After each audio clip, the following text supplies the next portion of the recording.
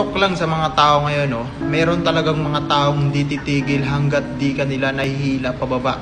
Mga taong akala mo kung sinong may perpektong buhay. Mga taong hindi titigil na siraan ka hanggat hindi ka sira. Mga taong ikukumpara nila buhay mo sa buhay nila. Mga taong magaling kong magsalita na akala mo walang naging pagkakamali sa buhay. Mga taong mapanghusga na akala mo napaka-perpekto nila sa lahat. Masyado na ako natutuwa sa mga attitude na meron sila.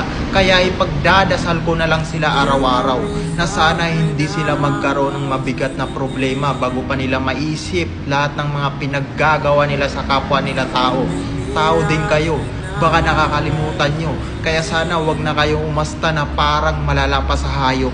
Tandaan nyo, bawat salita nyo may balik sa inyo yan. Ang taong mapagmataas at mapagpanggap sa harap ng ibang tao may kabaliktaran yan. At may balik yan, tandaan nyo yan. Hindi ako mayabang at nagyayabang kung ano ako at ano yung pangit na ugali na nakikita nyo sa akin. Totoong ako yan. Di ko kailangan magpakitang tao para sabihin mabuti ako. Dahil mas gugustuhin ko na sabihan ako ng masama at pangit ugali ko kaysa magpanggap ako sa harap ng ibang tao.